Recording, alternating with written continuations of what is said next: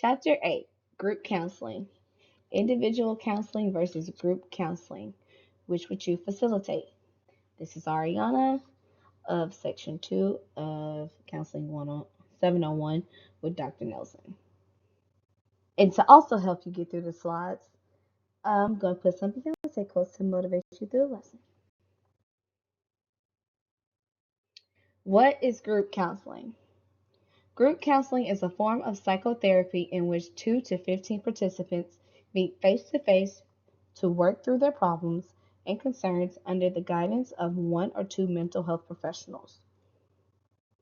Groups can provide support and perspective and can also be helpful as a sole form of therapy and when used as a supplement to individual therapy. So I know we going through the course as students, we for sure are going to do individual therapy. Who says, maybe I want to do group counseling? Group counseling is totally okay. I know in research that I've done for this project, people will probably most likely go through group counseling if they are afraid to step out on their own to do individual counseling. And we'll go into the reasons why later on. History of group counseling. Another quote. Pause to read. According to our textbook in 1947, the NTL, which is the National uh, Training Laboratory, that's correct, I have to remember, National Training Laboratory and Development of the National Education Association, held its first laboratory session, at which T groups and laboratory method were born. T groups was called training groups at the time because this was all in a developmenting stage and they wanted to see how this would work. Um, this it got real positive reviews and you know this technique created a safe place to explore behavior feelings and where other people were able to gather other responses from others as people separate from different roles. When they mean by people separate from different roles, it's kind of like you clocking out of work and you going home. You're going to be into a different role from where you are at work than at home. It's kind of pretty much when people just kind of, go to therapy. They feel like they are into a different role. Tigers appeared on university campuses and other settings as times progressed. This provided a revitalized concept with huge appeal as the opportunity to become more sensitive, to grow emotionally, and to realize the human potential. This was a beginning of an era of openness, self awareness, and getting in touch with feelings. By the 1980s, there were different groups started, such as AA, which is Alcohol Anonymous, and groups that dealt with substance abuse or, trauma abuse and stuff like that.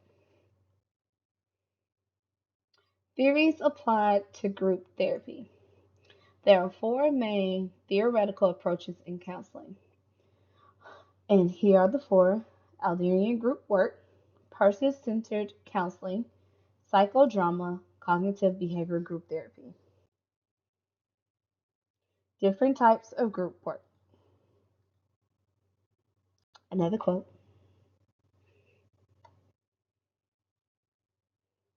Here are the various types of groups. We have work slash task groups, guidance slash psychoeducational groups, counseling groups, and psychotherapy groups. Task slash work groups. Another quote. Whenever I feel bad, I use that feeling to motivate me to work harder. Beyonce. Task slash work groups focus on successfully achieving a meaningful goal of a client, group, or entire community. And we will look at these from different perspectives. We'll look at the group worker, who is the participant in the group therapy. They want to promote the development and functioning, and also to seek support in the group to improve their function and performance, which they realize is also a process as they go through group therapy. Task and work group specialists, which is us, the facilitators. We will have to employ principles such as setting the group dynamic, um, giving organizational development, and also realizing that we have to provide um, assessments for team building for group therapy. Next is guidance slash psychoeducational groups. Another quote: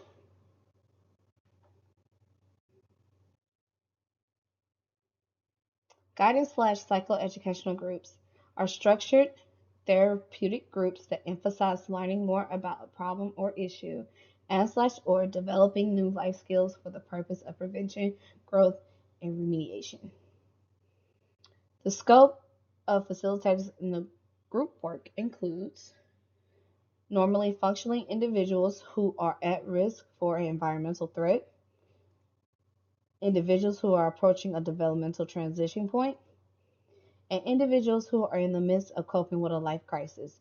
And I can provide example for these. For the first point, um, just think of the LGBT community, plus community, excuse me, uh, like whenever the AIDS epidemic was out, uh, gay men were targeted by the AIDS epidemic. So there were groups and counseling groups that were forming for that. Individuals who are approaching the developmental transitioning point, um, think of kids who are fosters who are receiving new parents or being granted to go to a new family. That is a huge transition point. And for the third one, think of um, a person going through grief who has lost a loved one suddenly, and it could be to due to anything. The ultimate and primary goal of this type of group therapy is to prevent the future development of behaviors that are dysfunctional. Psychoeducational groups are useful for educating patients about their diagnosis as well as their inclinations and consequences associated with these inclinations. So, this group can also serve to encourage patients to stay committed to their treatment plans. Additionally, psychoeducational groups teach patients to avoid uh, bad behaviors while also instilling positive behavior change. Counseling groups.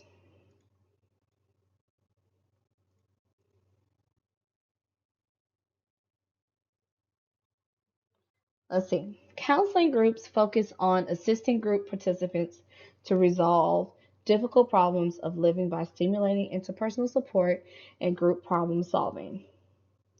Counselors support in developing their existing interpersonal problem solving competencies so they can handle future problems on a similar spectrum.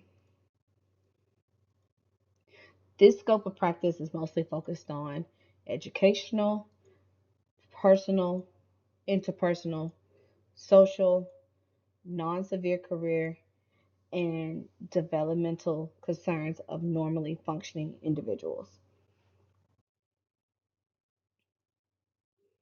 Psychotherapy groups. Another beautiful quote. Psychotherapy groups are to understand and identify life problems as well as the thoughts, emotions, and behaviors that contribute toward them. Group members process their problems and work to develop healthy coping and problem solving skills with the goal of regaining control and improving overall well being. Scope of practice are with focused on individuals with acute or chronic mental or emotional disorders that are marked with distress and have an impairment of functioning or both, such as like depression, anxiety, PTSD, you know, ADD, ADHD, or even OCD. Psychotherapy groups are generally offered at hospitals, residential and outpatient treatment centers, group recovery environments, and community mental and behavioral health clinics. Next, we're going to talk about the developmental stages in groups. Another beautiful quote. What are the stages? We have definitive, which is also forming. This comes into play whenever somebody who's thinking about doing group therapy, they are going through their head like, who can I trust? What group is good to go to? Where can I find support? Will other people know about what hurt me or who hurt me, or how much of myself am I willing to share? Personal involvement, which is also called storming. This is pretty much, after the individual has decided to go to group therapy, they're comfortable with each other. They start to share intimate details about each other. They are gaining trust with not only with the other participants in the group therapy, but also the facilitators as well, because they realize they are in a place where they are no longer judged. Group involvement, which is also called the norming stage. This is when the group is starting to get strengthening, you know, more trust is pretty much going into the group. Solidarity, is becoming pretty solid at this point. Um, let's see, enhancement, which is performing. Um, Pretty much the group is functioning at its own stage. Everybody is aware of everybody's weaknesses and strengths, not only as an individual but also as a group. Um, and we have closure, which is adjourning. Um, at this stage, clients are starting to feel anxiety or sadness, and because the group is coming to a close. So, with that being said, the provider should facilitate discussions of closing topics. That way, everybody can kind of like settle themselves down and also go through the process of the closure appropriately. Let's see. Characteristics of a group facilitator. Another beautiful quote. Characteristics of group facilitators. This is us. We should have these type of characteristics. We should set the presence, or we should have our presence. Personal power. We should have the courage to um, go through and pretty much to facilitate the group therapy. Willingness to confront yourself, well, oneself. Sincerity and authenticity. I cannot say that word correctly. Sorry, y'all. Sense of identity, relief in the group process and enthusiasm, inventiveness and creativity, stamina, because we all need the energy to go through a group therapy session, and commitment. You have to have commitment to stay with this group and to make sure they see the end. What are the benefits of group therapy?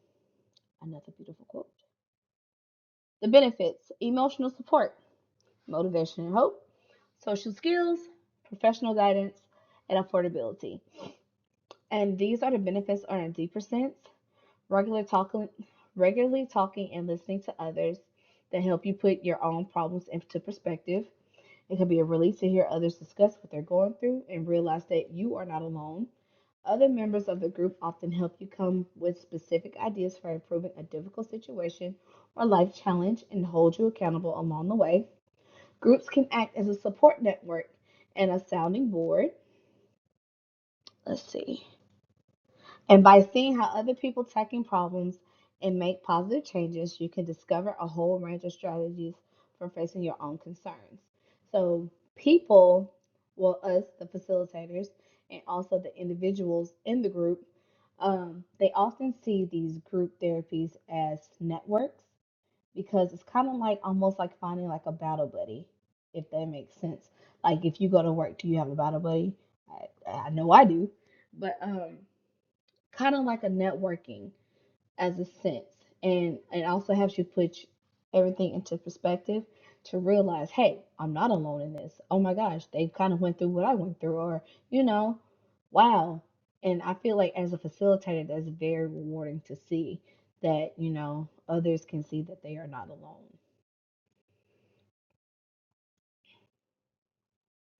Let's see, self reflection. We're coming to the conclusion. Another beautiful quote by Queen Beyonce. stop. Let's think. Which group would you facilitate? Thinking about facilitating group therapy? Know where to start or what to consider? What type of group therapy would you want to specialize or focus on? Do you think your specialized type of therapy is ideal for group therapy? Do you think you have the characteristics for facilitating group therapy? To be honest, I feel like these are the three things that you have to focus on if you will want to conduct a group therapy, especially the characteristics. Um, we went over the characteristics of what are needed to facilitate a group therapy, and I feel like all of those characteristics play a part within each other. Now, after we went through everything like the history and the different types of group therapies there are and the benefits, uh, do you have a type of group that you would want to facilitate? Don't forget there's the test slash work group therapy, the guidance slash psychoeducational group therapy, the counseling group therapy, and also the psychotherapy, the psychotherapy group therapy. Let's see. And that concludes the lesson for today. Remember this beautiful quote by Beyonce: your self worth is determined by you. You don't have to depend on someone telling who you are. Beyonce. And this is my information. And if anybody knows me, everybody knows I'm a motivational person. So that is why I put the motivational quotes throughout the lecture. Thanks, guys, for tuning in.